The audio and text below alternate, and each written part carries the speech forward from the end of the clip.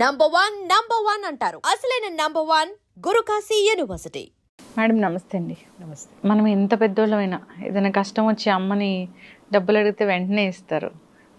ఒకప్పుడు నిజంగానే పోపుల డబ్బాలోంచి తీసి డబ్బులు ఇచ్చేవాళ్ళు. ఇప్పుడంటే ఆన్లైన్లో ఎవరికైనా డబ్బులు ఇచ్చి ఆన్లైన్లో ఎవరితో ఒకరితో పంపిస్తున్నారు. అంటే అమ్మ దగ్గర డబ్బులు ఉంటాయి, దాచిపెడతారు. అయితే కొందరిని మనం చూస్తూ ఉంటాం. ఈ డబ్బులు ఉండడం ఎంతవరకు? కొంతవరకే. చాలా చాలా ఆస్తులు పాస్తులు ఏమి ఉండవు. సో అయితే అమ్మకి ఆర్థిక భద్రత ఉందా? సో ప్రతి ఇల్లాలకి ఆర్థిక భద్రత అనేది అవసరమా? చాలామందిని చూస్తూ ఉంటాము, డబ్బులు అడుక్కోవాల్సిన పరిస్థితి వస్తూ ఉంటుంది. అది ఎందుకు? దీనిలో మార్పు రావాలంటే ఏం చేయాలి? మంచి మాట అన్నారు. ఏమని అంటే, చిన్నప్పుడు అమ్మని అడిగితే పోపుల డబ్బాలో నుంచి తీసి మనకిస్తుంది. ఇప్పుడు కూడా ఏదైనా అవసరం ఉంది అంటే అమ్మ దాచుకున్న డబ్బులు మనకి ఇచ్చేస్తుంది. అమ్మ ఏది తనకంటూ ఏది దాచుకుంటుంది. ఆర్థిక భద్రత ఉండాలి అనేటటువంటి ఆలోచన రాదు. ఎంతసేపు ఏంటంటే, నేను ఇంకా ఏమిస్తే ఈ కుటుంబంకి నేను సాటిస్ఫై చేసిందని అవుతాను, ఇంకా ఏం చేస్తే వీళ్ళు నన్ను బాగా చూసుకుంటారు, నేను ఇంకా ఎంత చేస్తే నేను ఒక గుడ్ మదర్ని అవుతాను, లేదా ఇంకా ఎంత బాగా చేస్తే నేను మంచి భార్యను అనిపించుకుంటాను, లేదా నేను ఇంకెంత సర్దుకుపోతే నేను ఒక మంచి కోడల్ని అవుతాను, లేదా ఎవరితో మాట పడకుండా ఉంటాను అని ఎంతసేపు ఇవ్వడమే నేర్చుకొని ఉంటుంది. మీరు అడిగారు అసలు ఇల్లాలకి ఇలా అంటే కొన్ని సిచ్యుయేషన్స్ వస్తాయి, దాన్ని ఎలా చూడాలి అని చెప్పేసి. దాచిన ప్రతి రూపాయి కూడా సంసారానికే ఖర్చు పెట్టడం అనేది తను అలవాటు చేసేసుకుంటుంది ఫస్ట్ నుంచి కూడా. చివరికి కొన్ని పరిస్థితుల్లో ఏం జరుగుతుంది అని అంటే, అమ్మా ఇప్పుడు అంతా బాగున్నప్పుడు పిల్లలు తన చివరి వరకు అవసాన దశ వరకు బాగా చూసేటటువంటి పిల్లలు ఉన్నారు అంటే వెల్ అండ్ గుడ్. లేదు, వాళ్ళు కూడా స్వార్థంతోటో లేదా వాళ్ళకి చేతగాని తనంతోటో, ఎందుకంటే వాళ్ళు కూడా వాళ్ళ సంపాదన సరిగా లేనటువంటి సిచ్యుయేషన్లోనో ఉన్నప్పుడు నిన్ను పోషించాలి అని అంటే వాళ్ళకి భారం అవుతుంది. మీరు అనుకోవచ్చు, చాలామంది వచ్చేటటువంటి క్వశ్చన్ ఏంటంటే, తల్లి ఎందుకు భారం ఫీల్ అవ్వదు? చూడండి, తల్లి బిడ్డలకి భారం అవుతుంది కానీ బిడ్డలు చచ్చిపోయేంత వరకు తల్లికి భారం కారు. అంటే తల్లి మనస్సు అంత గొప్పది, అంత విశాలమైనది, అంత బరువును మోయగలిగేటటువంటి శక్తిని తనకి తానుగా ఆ శక్తిని తనలో ఇముడ్చుకుని ఉంటుంది. కానీ మన దౌర్భాగ్యం ఏంటంటే, చాలా చోట్ల చూస్తాము తల్లిని రోడ్డు మీద వదిలేసిన తల్లుల్ని, బిచ్చమెత్తుకుని బతుకుతున్నటువంటి ఆడవాళ్ళని చాలా మందిని చూసినప్పుడు. అలాగే కొడుకు కోడళ్ళు బాగానే ఉంటారు, కూతుళ్ళు బాగానే సెటిల్ అయిపోయి ఉంటారు, కానీ వీళ్ళు ఇంకొకళ్ళ ఇంట్లో పని చేసుకొని బ్రతుకుతూ ఉంటారు. అంటే పని చెయ్యొద్దు అని నేను చెప్పను, వెల్ అండ్ గుడ్, చేయాలి. మనం బ్రతికున్నంత వరకు, మన కాలు చేయి ఆడినంత వరకు మన సంపాదన మీదే మనం బ్రతకాలి, మన సంపాదనతోటే మనం ఉండాలి, ఎవరి మీద మనం ఆధారపడకూడదు. కానీ ఆ డబ్బు కూడా తనకు తాను సంపాదించుకున్నది కూడా మనవరాలకి ఏదో కావాలి, ఏదో అయింది మనవరాలకో మనవడికో, మళ్ళీ కొడుకు అడుగుతాడేమో, మళ్ళీ కూతురు అడుగుతుందేమో, మళ్ళీ వాళ్ళకే ఖర్చు పెట్టడం అనేది జరుగుతుంది. ఓల్డ్ ఏజ్ హోమ్లో ఉన్న తల్లిని చూడడానికి కొడుకు వెళ్తే సో మనవరాలకి డబ్బులు ఇచ్చి పంపించిన స్టోరీ నాకు చాలా ఉన్నాయి. అదే నేను చెప్తున్నాను కదా, తన కోసం ఎవరన్నా తుణమో పడమో, ఇప్పుడు ఇట్లాంటి ఓల్డేజ్ హోముల్లో ఉండి తనని ఎవరైనా వచ్చిన దాతలు ఎవరైనా ఉన్నారు, పెద్ద మనసు వచ్చిన వాళ్ళు ఉన్నారు, తన కోసం ఇచ్చినటువంటి తుణమో పడమో కూడా దాచి పెట్టుకుని మళ్ళీ వాళ్ళు వచ్చినప్పుడు అంటే తనను చూడరు, తను భారం అని చెప్పేసి వదిలేస్తారు. అలాంటి పరిస్థితుల్లో తన వాళ్ళు తన కోసం వచ్చినప్పుడు కూడా ఏదో ఒకటి ఇవ్వాలి అని తన దగ్గర ఉన్నటువంటి ఆఖరి నయా పైసా వరకు కూడా ఇవ్వడం అనేది ఈ ఇళ్ళల్లో ఉండేటటువంటి దాన్ని ఏమనాలంటే అదొక పెద్ద వ్యసనం అంటాను నేనైతే. మాత్రం ఇవ్వద్దు అని నేను చెప్పను, కానీ ఇక్కడ ఇల్లాలు కూడా ఆర్థిక భద్రత ఆమెకి చాలా అవసరము. నువ్వు ఇంటి ఖర్చులు పెడతావు, నీ భర్త ఒక 10,000 ఇస్తున్నాడు ఇంటి ఖర్చులు చదవని, ఆవిడ చాలా జాగ్రత్తగా దాస్తూ వస్తుంది. దాంతో ఆర్థిక పరిస్థితులు బాగోనప్పుడు ఇంటిని ఆదుకుంటుంది, అలాగే పిల్లలకి ఏదన్నా చేస్తుంది, అలాగే ఇంకేదన్నా చేస్తుంది, ఇంకేదన్నా పొదుపు చేసి. ఇల్లాల చేతిలో డబ్బులు ఉన్నాయంటే కొంతమంది దుబారా ఖర్చు చేసే వాళ్ళని నేను మాట్లాడను, కానీ ఎంతమంది ఇల్లాళ్ళమ్మ రూపాయి కూడబెట్టి ఆ కుటుంబానికి అదనపు సౌకర్యాలను కానీ, అదనపు వస్తువులను కానీ, అదనపు ఆస్తులను కానీ ఏర్పరిచినటువంటి ఆడవాళ్ళు ఎంతమంది ఉన్నారు ఈ భూమి మీద. కానీ ఇంత సమర్థవంతంగా చేసేటటువంటి ఆ ఇల్లాలు తనకంటూ ఒక్క 10 రూపాయలైనా వెనకేసుకుని తీరాలి, తనకంటూ ఉండి తీరాలి. అరే ఉన్న 10 రూపాయలు అరే ఎందుకంటే ఇక్కడ చాలా కుటుంబాల్లో నేను చూశాను, తల్లి ఇలా పొదుపు చేసి దాచుకున్న డబ్బుల్ని కూడా వాడింట్లో ఏదైనా ఫంక్షన్ ఉంటేనో, లేకపోతే ఇంకా వాడు ఎక్కడికన్నా వెళ్ళాలంటేనో, లేకపోతే పిల్లలు వాళ్ళ స్వార్థం కోసం, భర్తో పిల్లలో లేకపోతే ఆమె పుట్టింటి వాళ్ళు వాళ్ళ స్వార్థం కోసం వచ్చేసి బతిమలాడేసి నువ్వు తప్పితే ఆదుకునే వాళ్ళు ఎవరు లేరు, ఈ ఒక్క పని నువ్వు చేశావు అనంటే అబ్బా నేను ఎక్కడో ఉంటాను అనేటటువంటి మాటలు చెప్పేయంగానే కరిగిపోయి అన్ని సంవత్సరాల మట్టి తన కోసం దాచుకున్నటువంటిది కూడా చివరి క్షణంలో ఇచ్చేసి రోడ్డున పడినటువంటి ఇల్లాళ్ళు ఎంతమంది ఉన్నారో నాకు తెలుసు.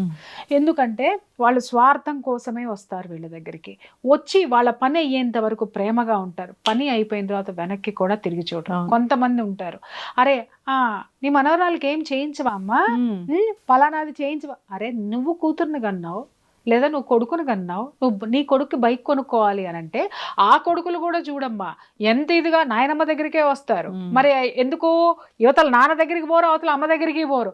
నానమ్మ దగ్గరికి ఎందుకు వస్తారంటే నానమ్మ ఒక పిచ్చది. ఎందుకు, ఎలాంటి పిచ్చది, ఎమోషనల్ పిచ్చది, బాండింగ్, ఎమోషనల్ బాండింగ్ పిచ్చిది. కాబట్టి దానికి ఏదో ఒక మాయ మాటలు చెప్పేసి ఎందుకంటే ప్రేమ లేదు ఆమెకి, ఆ ప్రేమను చూపించగానే అది ఇచ్చేస్తుంది. కాబట్టి వచ్చి వాళ్ళ పబ్బం వాళ్ళు గడుపుకొని వెళ్ళిపోతారు. మనవడు బైక్ కొనుక్కొని రోడ్ల మీద ఆనందంగా తిరుగుతాడు తప్ప ఈమెకి లేని క్షణంలో ఆ బైక్ అమ్మేసేసి ఏ మనవడైనా సరే, ఏ మనవరాలైనా సరే, మనవరాలకి ఏదైనా వేడుకలు వచ్చినాయి అంటే నగలు చేయించేసేస్తారు. మీ అమ్మ దగ్గర ఉన్నాయిగా అది తీసుకురా చేపిద్దాం అనేటటువంటి ఆడవాళ్ళ గురించి నాకు తెలుసు. భర్తల్ని చేసి మీ అమ్మకి డిపాజిట్ ఉన్నది కదా అది తీసుకురా, నా కూతురికి పలానాది చేయిస్తా, లేకపోతే నేను పలానాది చేయించుకుంటా, లేదా ఈ వేడుక చెయ్యాలి, లేదా మన అప్పులు తీర్చుకోవాలి. నీకు బలిసి లేదా నీకు చేతగాక నువ్వు అప్పుల పాలైతే ఆమె బ్రతుకు తెరువు కోసం దాచుకున్న డబ్బులను కూడా నువ్వు తీసుకొస్తున్నావు అంటే నువ్వు ఎంతదవి నీకు హెల్ప్ చేయాలా? కష్టపడు. ఆవిడ ఎన్ని సంవత్సరాలు కష్టపడింది, కష్టపడినా కూడా ఆవిడ రూపాయి నీ దగ్గర దాచుకుంటే ఆ రూపాయికి కూడా ఇవాళ నేనేం లేదమ్మా, నేను ఆరిపోయానమ్మా, నేను ఏదో అయిపోయానమ్మా అని అంటున్నావు. వయసులో ఉన్న నీకే శక్తి లేదని నువ్వు జారగిల పడితే, శక్తి లేని నీకు ఆవిడ సహాయం చేస్తే శక్తిని కోల్పోయినప్పుడు ఆవిడకి ఎవరు సహాయం చేయాలి? గవర్నమెంటే వాళ్ళకి పెన్షన్ ఇస్తూ ఉంది. ఇలాంటి సందర్భాలు ఉన్నాయి కాబట్టే ఇవాళ గవర్నమెంట్లు వృద్ధాప్య పింఛన్లను ఇవ్వడానికి కారణం ఇదే. ఇవాళ చాలా మంది ముసలి వాళ్ళు ఎంత హ్యాపీగా బ్రతుకుతున్నారో వీటి వల్ల.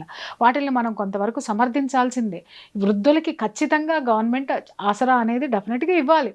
కానీ నేనేమంటున్నానంటే గవర్నమెంట్ ఇచ్చేది ఎంతవరకు వస్తమ్మా, తిండి తినడం వరకే వస్తుంది. ఏదన్నా మెడికల్ అవసరం వచ్చింది, లేకపోతే ఇంకేదన్నా కావాల్సింది ఉంది, వీళ్ళకి భద్రత ఏది చెప్పండి? అంటే పెద్ద పెద్ద జబ్బులకు కూడా కొడుకులు చేతగాని వాళ్ళైతే, నాకు తెలిసినంత వరకు మా బంధువుల్లో ఒక ఆవిడ కొడుకు అసలు ఎందుకు పనికిరాడు, అంత గారాభంగా పెంచింది. ఒకప్పుడు మంచి ఆస్తిపాస్తులు ఉన్నాయి, ఆ తర్వాత ఆస్తులన్నీ వాళ్ళకి కలిసి రాలేదు, మొత్తం ఇదైపోయినాయి. వాడు ఎందుకు పనికి రాకుండా తయారయ్యాడు, వాడు ₹1 ఇవ్వడు.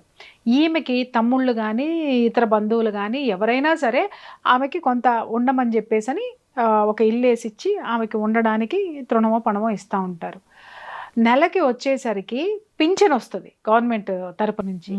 ఆమె ఒక పూట వండుకుని ఒక పూట ఇంకా మళ్ళీ రెండో వాళ్ళ ఇంటికి వెళ్ళి చేసి అడగదు, సొంత కొడుకు ఇంటికి వెళ్ళి కూడా ఆవిడ ఆత్మాభిమానం. కానీ ఎవరన్నా మాలాంటి వాళ్ళం ఏదైనా ఇచ్చినా, లేకపోతే గవర్నమెంట్ ఇచ్చిన పెన్షన్లో కూడా సగం వాడుకొని మిగిలింది సగం దాచి కొడుక్కిస్తుంది. ఇస్తుందా? మనం ఆ త్యాగాన్ని గుర్తించాలా. ఆవిడ హెల్త్ చాలా పాడైపోయింది. ఆవిడ వైద్యం చేయించుకోవడానికి ఈ డబ్బులు ఖర్చు పెట్టేస్తే నా కొడుకు ఇవ్వడానికి ఉండవేమో అని చెప్పేసి అని ఆవిడ ఎంత అనారోగ్య పాలైపోయి ఇవాళ ఏ ₹1 లేకుండా మళ్ళీ అదే కొడుకు దగ్గర ఆర్థిక ఇబ్బందులతోటి ఉంది. అప్రయోజకులకి మీరు ₹1 కూడా ఇవ్వకండి. ఇచ్చినంత మాత్రాన అది ఏమవుతుంది అనంటే అది మళ్ళీ తిరిగి రిటర్న్ రాదు. రిటర్న్ రాకపోగా అవసాన దశలో మనం కూడా వాళ్ళకి భారం అవుతాము. అది ఎంత దయనీయమైనటువంటి పరిస్థితి. ఇంకొకటి ఏంటి అనంటే కొన్ని కుటుంబాల్లో అనాథాలయాల్లో జార్చరు, ఎందుకంటే పరువులు పోతాయి. అలాగని ఇంట్లో కూర్చోబెట్టి 2 పూట్ల తిండి పెట్టలేరు, అలా కూడా ఉంటది. అందుకే నేను ప్రతి ఒక్కళ్ళకి చెప్తున్నా, మీ తదనంతరం ఎవరికైనా ఏదైనా ఇవ్వండి తప్ప మీరు ఉన్నంత వరకు ఇవ్వాల్సింది ఇవ్వండి. కానీ మొత్తం మీకంటూ ఏమీ లేకుండా అంత త్యాగాలు చేయాల్సినటువంటి అవసరం లేనే లేదు. తల్లిదండ్రులు ఎవరైనా సరే ఒక 50 సంవత్సరాలు దాటిన తర్వాత మెల్లమెల్లగా వాళ్ళకంటూ ఒక ఆర్థిక పరమైనటువంటి వెసులుబాటు వాళ్ళకి ఉండాలి, భద్రత వాళ్ళకి ఉండాలి, వెనకేసుకోవడం అనేది ఉండాలి. కొంత వాళ్ళ కోసం దాచుకోవాలి, వైద్యానికి కానివ్వండి, లేకపోతే అవసాన దశలో కానివ్వండి, దేనికైనా సరే అక్కడికి వచ్చేంత వరకు కూడా వాళ్ళ కోసం వాళ్ళు పెట్టుకునే తీరాలి. సో ఈ స్థిరాస్తులు ఇలాంటివి ఉన్నా కానీ ముందే రాయించేసుకుంటూ ఉంటారు కొడుకులు. కూతుర్లు అయినా సరే చాలా తెలివిగా వన్స్ అవి చేతికి వచ్చాక అస్సలు చూడరు. ఈ స్వార్థంతో కూడినటువంటి పిల్లలమ్మ, చెప్తున్నాను కదా, ఆ స్వార్థంతో కూడినటువంటి పిల్లలు ఉన్నప్పుడు ఎవరైతే తల్లిదండ్రులు బతికొండంగానే ఆస్తులు ఇవ్వమని, తల్లి బతికొండంగానే తల్లికి కూడా తెలియకుండా వాటాలు పంచుకునే ప్రబుద్ధులు కూడా కొంతమంది ఉన్నారు. వాళ్ళకి కానీ నిజం చెప్తున్నాను కదా, తల్లి అనేటటువంటి పేగుబంధంతో నువ్వు ఇంకా చేస్తూ కూర్చున్నావు అని అంటే చివరికి ఆ విశ్వం కూడా నిన్ను క్షమించదు. ఇంకా దారుణం ఏంటంటే క్షమించదు. అవసాన దశలో అయ్యో కొడుకులకి ఎంత చేసింది, భగవంతుడు ఆమెకి ఎందుకు ఇలా చేశాడు అని అంటే, భగవంతుడు నీకు లేకుండా పెట్టమని చెప్పాడా? భగవంతుడు నీకు ఇచ్చాడు, నీ కోసం ఇచ్చాడు. నువ్వు భగవంతుడిని కోరుకున్నావు కాబట్టి ఎన్ని పూజలు చేసిందో భగవంతుడికి, చివరిలో కొడుకులు చూడలేదు అని అంటే ఆ స్థితికి నువ్వు ఎందుకు వచ్చావు?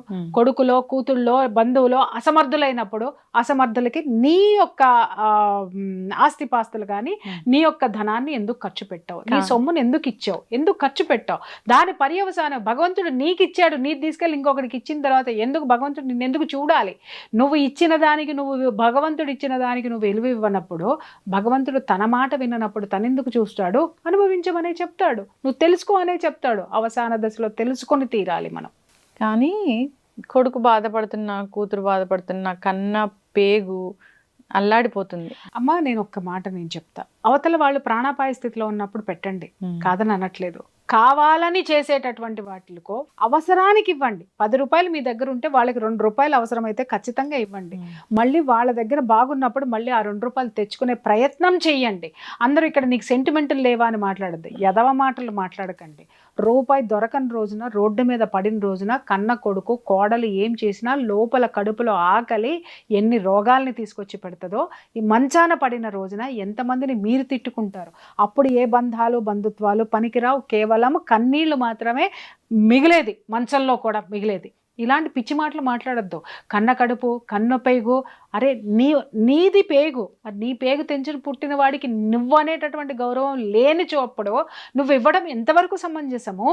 అది మాట్లాడండి. కన్న పేగు తరుక్కుపోతుంది, బాధ ఖచ్చితంగా ఉంటుంది. కానీ నీ బాధను పట్టించుకోని వాడికి నువ్వు చేసి వ్యర్థము, చేసినా కూడా లాభం లేదు. లాభం లేనటువంటి వాడు కనీసం నీకు నువ్వు బ్రతుకు, నువ్వు ఇంకొకటి యదాన పడకుండా అనాథ ప్రత సంస్కారం చేయాల్సి వస్తుంది చివరికి నీ శవానికి కూడా. ఎందుకు? దాన్ని ఏమంటారు, పిచ్చి ప్రేమల్లో పడిపోయి, విలువలేనటువంటి ప్రేమల్లో కూరుకుపోయి, పిచ్చి బంధాల్లో పడిపోయి. పిచ్చి బంధాలంటే ఏమంటున్నాను, చక్కగా చూసే వాళ్ళని నేను అనట్లేదమ్మా. కేవలం తల్లిదండ్రుల దగ్గర కూడా స్వార్థాన్ని నటించే, ప్రేమను నటించి స్వార్థంతో మొత్తం దోచుకునే పిల్లల విషయంలో ఉన్న తల్లిదండ్రులకు మాత్రమే నేను ఇది, తల్లులకి ముఖ్యంగా చెప్తున్నాను. ఎందుకంటే వాళ్ళకి ఆర్థిక భద్రత చాలా అవసరము. వాళ్ళు ఉన్నప్పుడే 1 రూపాయి వాళ్ళు దాచుకొని తీరాలి, వాళ్ళు కఠినంగా ఉండే తీరాలి. వీళ్ళు కఠినంగా ఉంటేనే అవతల వాళ్ళు మారే అవకాశాలు ఉంటాయి, లేదా వీళ్ళ జీవితము చాలా పీస్ఫుల్గా వెళ్ళేటటువంటి స్థితి ఉంది. ఇంతవరకు పెంచాలి, ఈ విధంగా ఉంచాలి, దాని తర్వాత మనం ఏంటో మనం చూసుకోవాలి, లేదా ఫస్ట్ నుంచి కూడా ప్రతి ఇళ్లలో ఆర్థిక భద్రత